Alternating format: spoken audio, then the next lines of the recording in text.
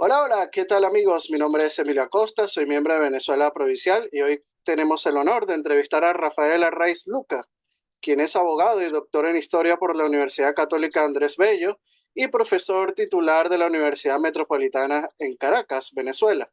Arraiz es autor de varios libros, entre ellos Venezuela, 1498-1728, Conquista y Urbanización, Historia Política de Venezuela, 1498 nuestros días, o 1728 a 1830, Guipuzcoana e Independencia. Además, tiene un exitoso podcast en Unión Radio de nombre Venezolanos, donde nos narra la historia de Venezuela. Y bueno, el día de hoy estaremos conversando sobre el siglo XVII venezolano. Así que sin más, bienvenido a Venezuela Provincial, don Rafael. Buenas tardes, don Emilio. Muchas gracias por la invitación. Aquí estamos. Bueno, gracias a usted por aceptar la invitación. Y bueno, don Rafael, hay que decir que el siglo XVII de Venezuela es un siglo que la historiografía oficial lo suele señalar como un siglo gris, ¿no? Y sin duda es el más desconocido en comparación con el siglo XVI, que es el de la conquista y pacificación del territorio, o el XVIII, que es el de la época dorada en el desarrollo provincial venezolano.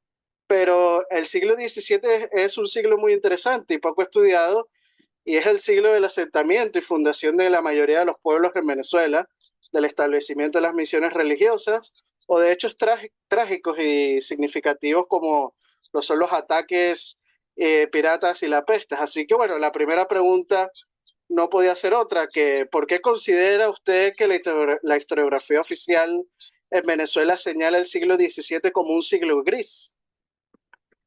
Bueno, yo no lo entiendo, realmente no lo entiendo. ¿Por qué? Porque cuando estudié ese siglo para escribir el libro que señalabas, encontré pues una cantidad de acontecimientos interesantes, por decirlo menos. Es el periodo más intenso de fundación de pueblos. Ahí, por ejemplo, hay un fundador, el que más pueblos fundó en Venezuela, que fue Francisco de la Hoz Perrío. Los pueblos Neogranadino, fundados por por cierto. él, neogranadinos, ¿sí? Los pueblos fundados por él, bueno, se acercan a 100 probablemente. De modo que, claro, en su mayoría eran pueblos de indios. Ya las ciudades principales estaban fundadas en el siglo XVI, pero realmente el poblamiento en cuanto a la construcción de pequeñas urbes es el siglo XVII el más importante del que estamos hablando. Por otro lado, el cultivo del cacao en este siglo es cuando empiezan las primeras exportaciones de cacao. Ciertamente, en el caso caraqueño fue un siglo muy difícil para la ciudad y para el país en general, para las provincias en general, por los ataques piratas, porque eso sí es cierto, el siglo XVII fue muy intenso en ataques piratas en Maracaibo, en Coro, en La Guaira, en Puerto Cabello, no, porque Puerto Cabello no había sido fundada todavía. Cumaná, por supuesto, Margarita, las Bueno, incursiones Barburata, piratas. que está cerca de Puerto Cabello, sí Sí, tuvo correcto, algunos ataques correcto. piratas. De acuerdo, Borburata sí. De modo que ese siglo XVII tiene muchos acontecimientos. Claro, por ejemplo, desde el punto de vista de Caracas, cuando tú tienes el censo del año 1600, en Caracas hay 2000 personas. Cuando tienes la cifra del año 1700, es decir, un siglo después, el siglo XVII, Caracas tiene 6000 personas. Es un crecimiento muy pequeño en un siglo. Causas. Bueno, la ciudad padeció un terremoto importante que la dejó muy maltrecha. La viruela se llevó a mucha gente. Las plagas de langosta se llevaron a los cultivos, trajeron muchos roedores, hubo infecciones de todo tipo. Bueno, fue un siglo muy, muy difícil para los caraqueños. En otras regiones del país la circunstancia no fue tan dura, como podemos ver. Sí. Bueno, en su podcast Venezolanos, la serie uno sobre este tema, él comienza el siglo XVII, habla de los inicios del siglo y cómo era la situación del territorio, pero hay que decirlo, este siglo es el siglo de la expansión agrícola, ¿no? Se ve el surgimiento del cacao en 1615 como un Sí, producto sobre todo de exportación, así como la explotación de la caña de azúcar, del tabaco, de la sal y de los cueros, ¿no? sí. También el trigo que había producido una expansión económica en Caracas fue muy importante, ¿no? Y sobre todo a nivel interno. Háblenos un poco de este, digamos, inicio del siglo XVII y la expansión agrícola en el país. Sí, bueno, como tú bien lo has dicho, empezaron las exportaciones de cacao, se comenzó a sembrar caña de azúcar, el café todavía no, el café, el ingreso del café es tardío en Venezuela, es a finales del siglo XVIII, Sí, falta con el padre todavía Moedano. mucho en Caracas, porque Ujú. los jesuitas en Guayana lo introdujeron primero, Sí, correcto. Sí. el café. Entonces, el siglo XVII es el siglo del cacao, de la zarzaparrilla también, de las exportaciones de cuero.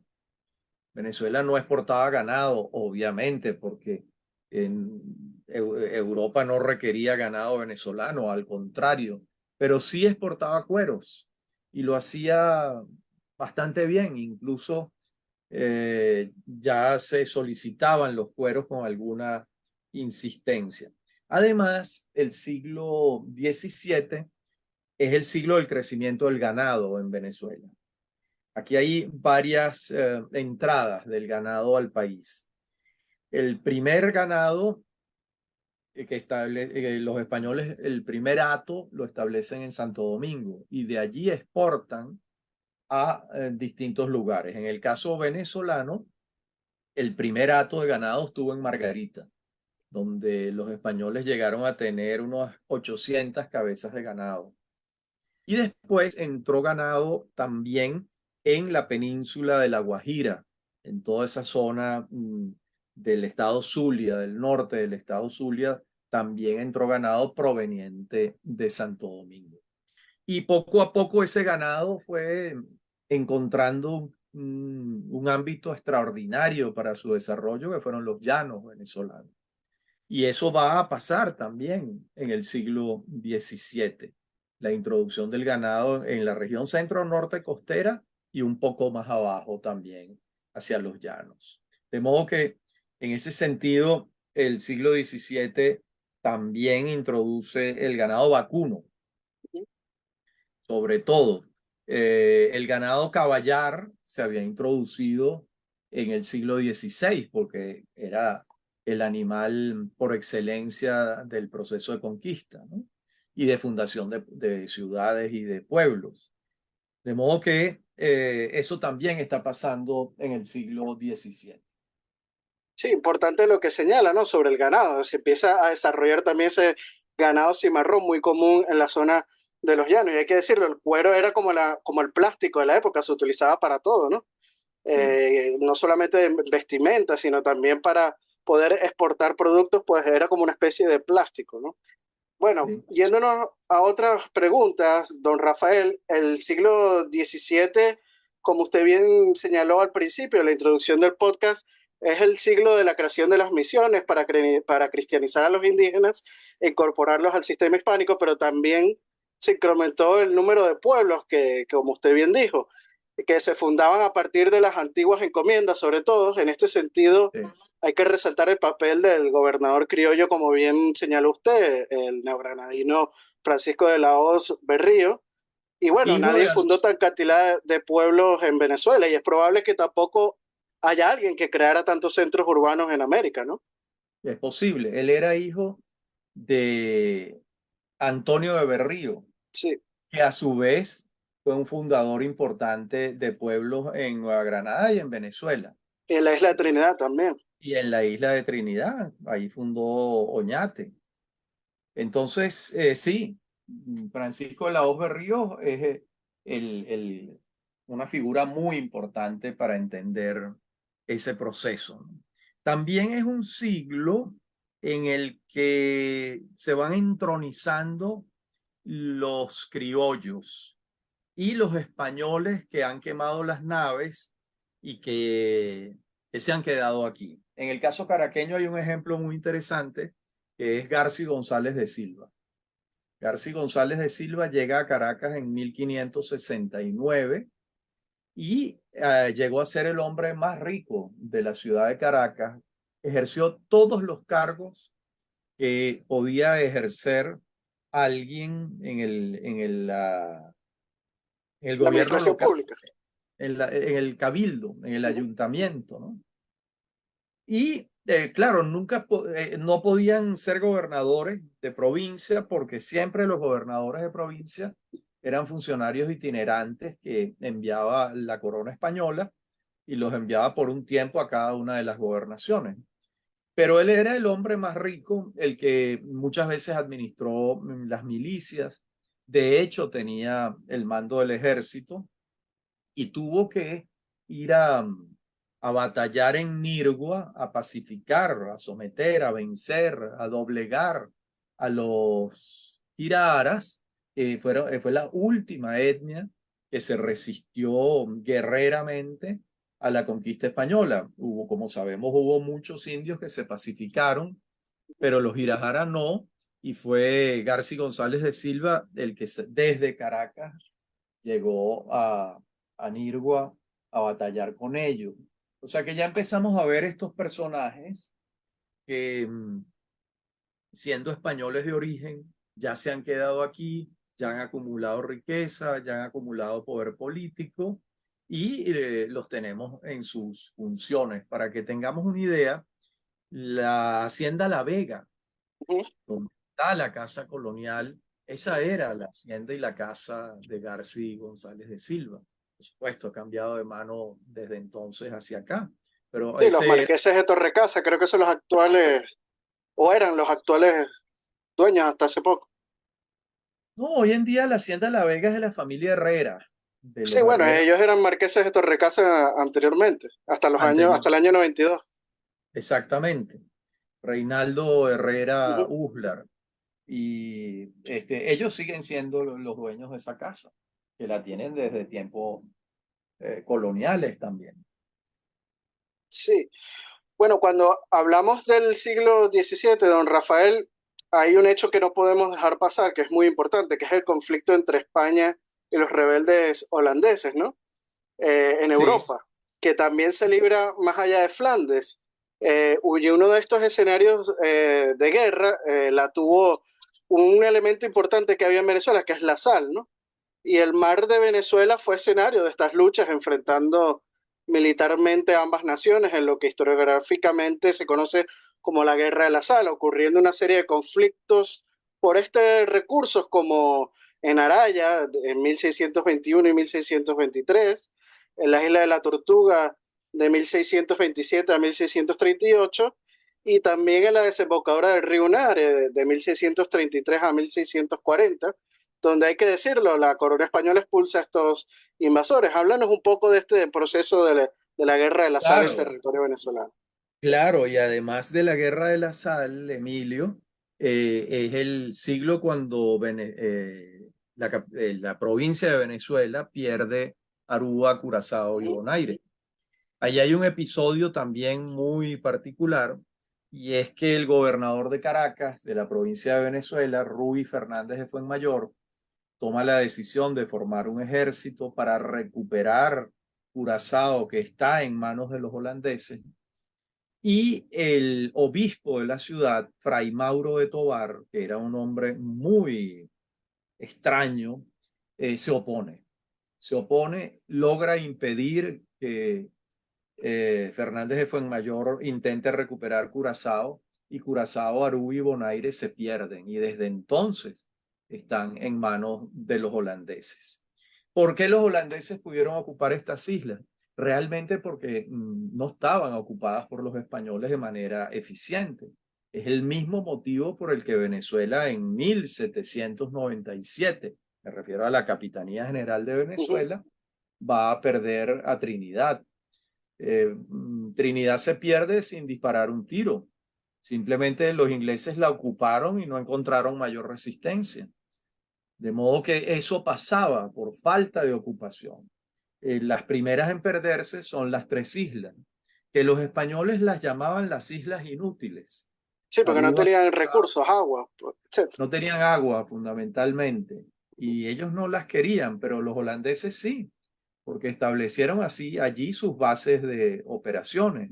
Y después fue un enclave importante para los sefardíes que habían huido de España, habían llegado a Holanda y de Holanda habían pasado a Curazao.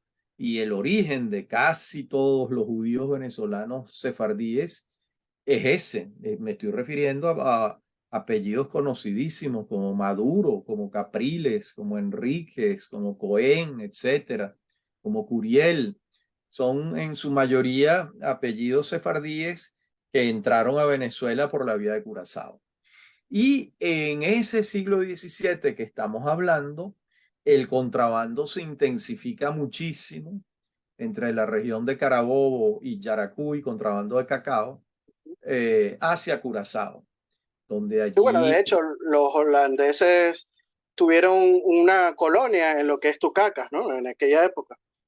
incluso construyeron una sinagoga, los judíos, en Sí. Tucacas, una Ujú. pequeñísima sinagoga en Tucacas. De modo que esa relación era muy intensa entre los judíos de Curazao y los productores venezolanos, porque esa era la provincia de Venezuela, y en algunos casos la provincia de Coro, dependiendo, y tenían una relación comercial muy intensa a lo largo de todo este siglo XVII. De hecho, ya en el siglo siguiente, cuando esto se convierte en un tema importante para la corona, uno de los motivos de creación de la Compañía Guipuzcoana en 1728 es el control del contrabando en esta zona que se ha incrementado desde que en 1635, si mi memoria no falla, Ujú. los holandeses ocuparon Curazao, Aruba y Bonaire. Uno de los personajes más fantásticos del siglo XVII es el que nos señaló hace poco, ¿no? Y nos habla también en su podcast, que es Fray Mauro de Tovar, ¿no? Quien en 1640 fue obispo de la provincia de Venezuela y es uno de los personajes eclesiásticos más polémicos de este siglo. Mantuvo conflictos con el gobernador, como usted bien dice, Ruy Fernández, también con el cabildo, el poder judicial y el poder eclesiástico. Háblenos un poco más de este personaje que, por cierto, tengo que decirlo, lo conocí hace años gracias a su podcast. Sí, me alegra mucho, Emilio. Fray Mauro es un personaje ditirámbico. A ver, llega designado como obispo, se trae a sus sobrinos y sus sobrinos son los que inauguran el linaje de los Tovar en Venezuela. Uno de los descendientes de sus sobrinos llegó a ser el conde de Tovar, de las familias más nobles y poderosas que ha tenido el país. Fray Mauro era un atrabiliario. ¿En qué sentido? En que él consideraba que la ley de Dios estaba por encima de todas las otras leyes. Y pues, si ocurría un delito de orden civil y él consideraba que ese delito era de orden eclesiástico porque atentaba contra la ley de Dios, él intervenía en el delito y le creaba gravísimos conflictos al gobernador. Hay una novela de esto maravillosa, La Escribana del Viento, una novela de Ana Teresa Torres, donde ella en un archivo encuentra un expediente sobre todo este caso de las intervenciones de Fray Mauro en un delito de incesto, en un delito de incesto que él se empeña en juzgarlo él, ejerce de Santa Inquisición y ella novela. Esta novela es extraordinaria, esta de Ana Teresa Torres, la recomiendo muchísimo. Y ahí está trabajado este personaje. Pero Fray Mauro no se quedó allí, los episodios con él son incesantes porque fue un obispado muy largo. Por ejemplo, en el terremoto de Caracas del año 1600, no recuerdo precisamente, 40 y algo, pero en el terremoto del siglo XVII, Caracas quedó muy maltrecha, muy, muy maltrecha. Y el gobernador decide mudar a la ciudad y decide fundar una nueva ciudad en la explanada de Chacao, lo que hoy en día es la zona de Chacao. Y era una decisión tomada del gobernador y Fray Mauro se opuso. Dijo que de ninguna manera, que no se mudaba a la ciudad. Y el gobernador tuvo que aceptarlo. Lo que te revela que los conflictos entre el poder religioso y el poder político eran muy frecuentes y guardaban mucha relación con la personalidad, bien sea del obispo, en este caso un obispo autoritario como Fray Mauro, o de un gobernador autoritario también. Eran dos cabezas del poder central del Imperio Español, que era el poder político y el poder eclesiástico, porque no podemos olvidar que la conquista de América es una empresa de la Iglesia Católica. Entraban en conflicto con muchísima frecuencia. Sí, bueno, este Fray Mauro se dice que cuando partió de Venezuela, ¿no? En el puerto de La Guaira se sacudió los zapatos porque no quería de Venezuela ni la tierra, ¿no? Y lo nombraron obispo en Chiapas. Ujú. Fue hacerle la vida imposible a los chapeños. Allá hizo de las suyas también. Sus sobrinos, uno tenía un nombre muy raro, Ortuño, el otro se llamaba Martín y el otro se llamaba Domingo. Se quedaron aquí e inauguraron pues esa saga de los Tovar en Venezuela. Uno de ellos llegó a ser presidente de la República, que Ujú. fue Manuel Felipe de Tovar, muchos años después. Manuel Felipe de Sí, Tovar fue presidente en 1860 sí, el y él fundador de la también, colonia Tovar también es uno de ellos. oh, correcto, él mismo, Manuel Felipe, él es Ujú. el que dona los terrenos que a su vez había heredado de su padre, su abuelo, su bisabuelo, que eran descendientes de estos que vinieron con el tío Fray Mauro. Bueno, hablar del siglo XVII, don Rafael, es hablar de la edad de oro de la piratería, ¿no? Claro, Y claro. Venezuela lamentablemente fue protagonista de estos enfrentamientos y tenemos varios casos, ¿no? Como el del británico Walter Raleigh, que saqueó a Santo Tomás de Guayana, o el del holandés Balduino Enríquez y el pirata Gramont atacando La Guaira, el holonés y Henry Morgan a Maracaibo, también Cristóbal Mint, que asalta Coro, o los ingleses en 1692 al pueblo de Pozuelos, ¿no? Al oriente del país. Háblenos un poco de la actividad pirática, ¿no? En lo que fue la provincia de Venezuela y bueno, y las demás provincias como la Nueva Andalucía, Maracaibo, etc. Claro, la piratería inglesa funcionaba de una manera distinta a la piratería francesa. El pirata inglés andaba por su cuenta y riesgo. Y si lograba tesoros y regresaba a Londres y entregaba parte del tesoro a la corona británica, eh, la corona se los agradecía y les daba títulos nobiliarios. Pero era una empresa completamente privada. En el caso de los franceses, que eran más que piratas corsarios, la relación tenía otros matices. Había cierto apoyo del Estado en estas andanzas por el Caribe, ¿no? El escenario era el Caribe. Habían piratas ingleses y franceses fundamentalmente, porque los holandeses no estaban en plan de piratería, estaban en plan de ocupación, ¿no? Habían ocupado las tres islas que ya señalamos, ocuparon Surinam, oye, la Guayana holandesa, y durante muchos años ocuparon el norte de Brasil, Sí, en Pernambuco. Crearon una ciudad que se llama Olinda, que es una ciudad totalmente holandesa. Yo estuve allí y es como estar en Ámsterdam. De modo que ellos ocuparon el norte de Brasil en mucho tiempo, ocuparon San Martín también, ¿no?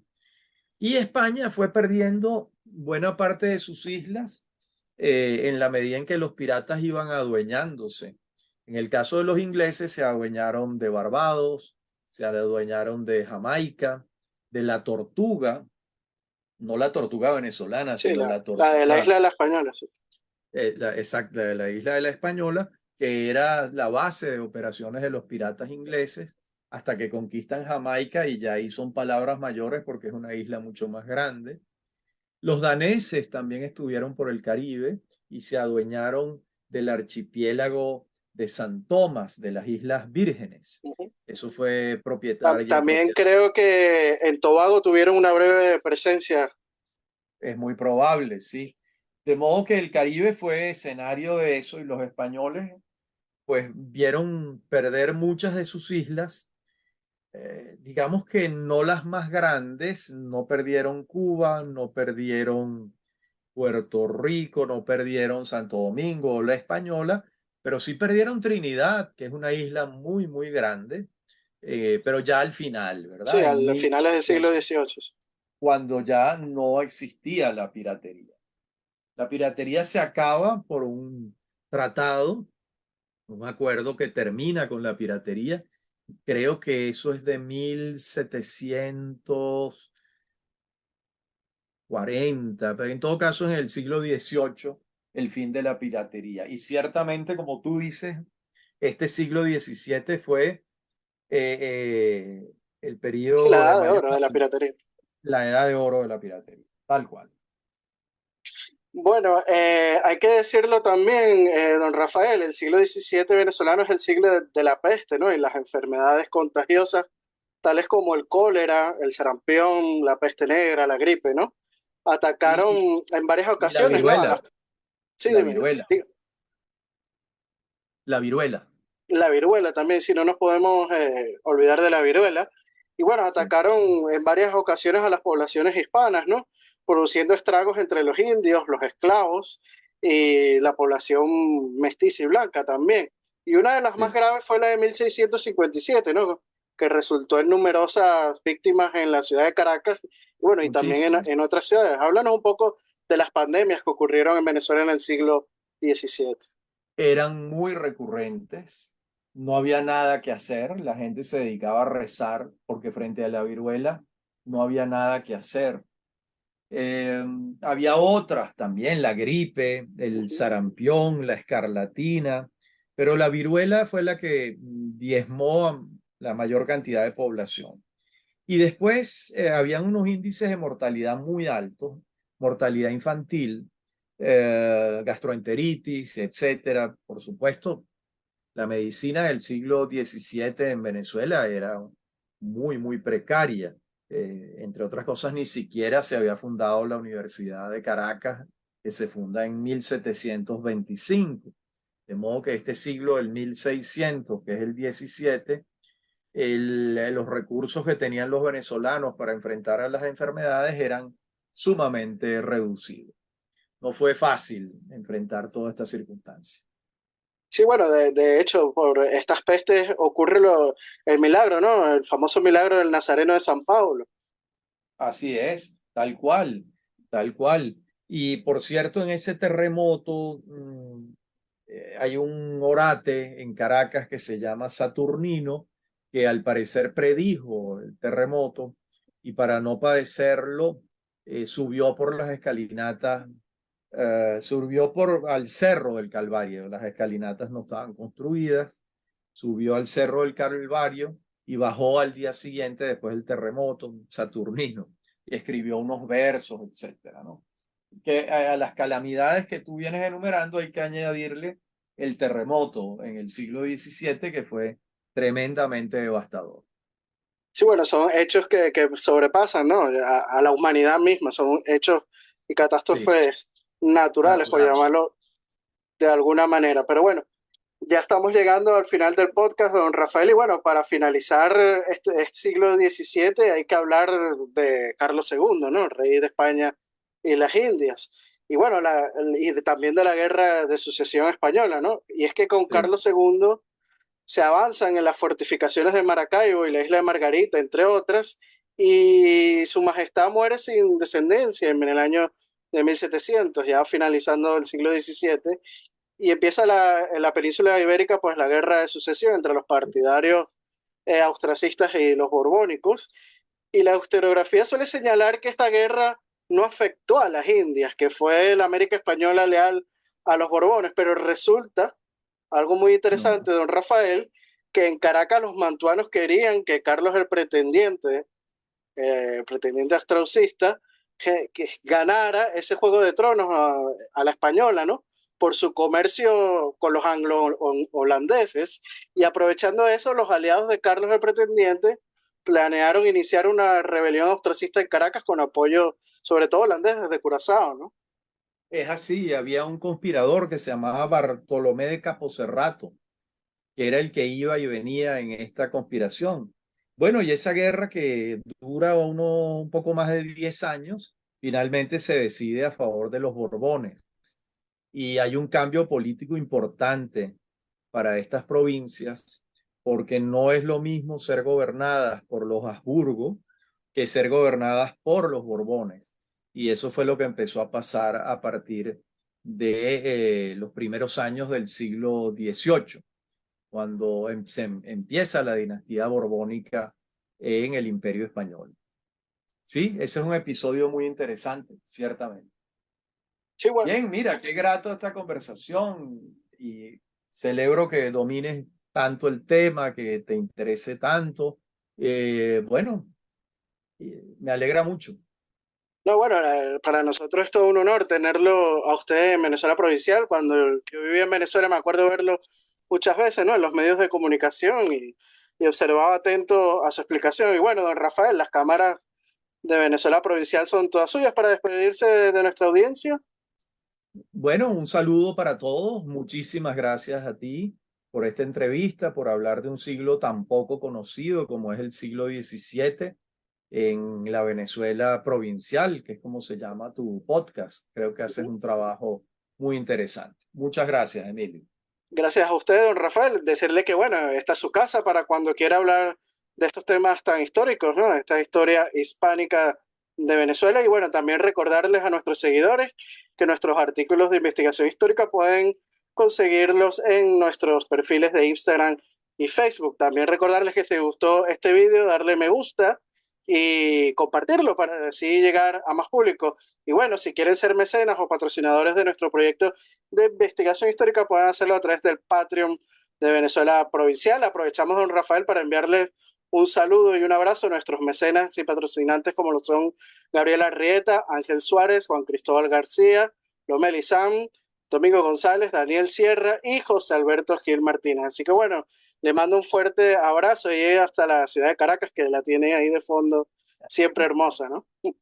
Muchas gracias. Gracias y saludos para toda la audiencia. Gracias a usted, don Rafael, y hasta la próxima. Chao, chao, adiós.